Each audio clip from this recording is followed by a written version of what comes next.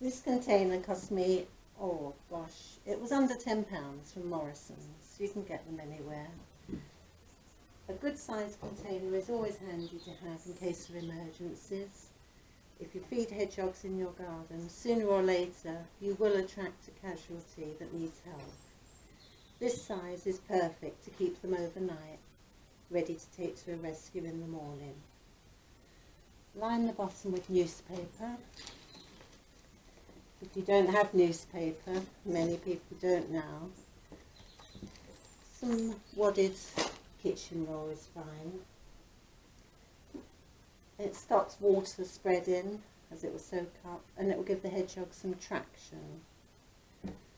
Put fleece for him to bury under and feel safe. Hedgehogs are prey animals, so being able to hide will reduce their stress. A fleece sweatshirt is fine, or a small blanket. If you don't have these, I'm sure most people do, but if you don't have any kind of material that's smooth, please don't use towels, because towels have little loops and tiny toes get caught in those loops and the hedgehog will struggle and may dislocate a toe. Also, if there's any loose threads, they can wrap around limbs and form a tourniquet. Harry, be quiet. Form a tourniquet. If you don't have any of those, just some bunched up kitchen roll is absolutely fine. Everything here that you put in needs to be clean. The reason for that is mostly because the hedgehog may have a wound and you may contaminate it by putting in something that's dirty. Never use hay or leaves or anything like that.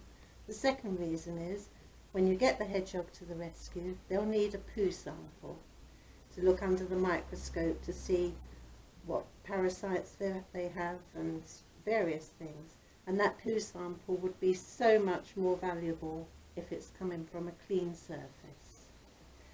So put the hedgehog in, a dish of food and a dish of water, just cat food, wet or dry, or dog food, wet or dry, and clean water.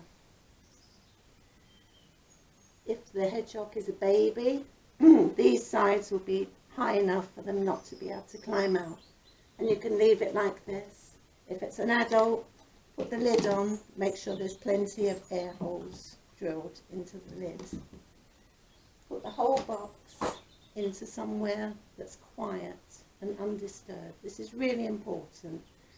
Excuse me. The hedgehog in here is going to feel stressed because they're in captivity and they're a wild animal. Everything you do must be to calm down and keep stress at a minimum level. Don't be tempted to peek. Just put them somewhere quiet, like a downstairs bathroom would be ideal. And don't peek. In the morning they'll still be there, and all you'll do by peeking is stress them further. In the morning you can take the whole thing to the rescue and they will love you for it. Especially now with COVID, most rescues have a facility for you to leave the box. Someone from the rescue will come out and retrieve the hedgehog and a poo sample, leave the box back there, and you can take it back home with you. The hedgehog casualty is found out in the daytime and feels cold to the touch or is bleeding. It's important to add a source of warmth, like a hot water bottle, made up the way you would for a baby, not too hot. And place the hedgehog on that and cover with the fleece blanket, but leaving enough room for the hedgehog to move off in case he gets too hot.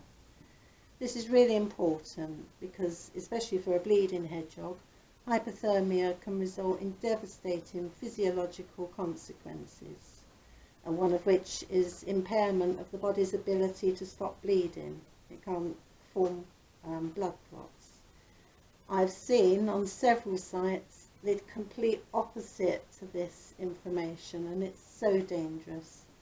Please always provide warmth to a bleeding hedgehog or to one that feels cold to the touch.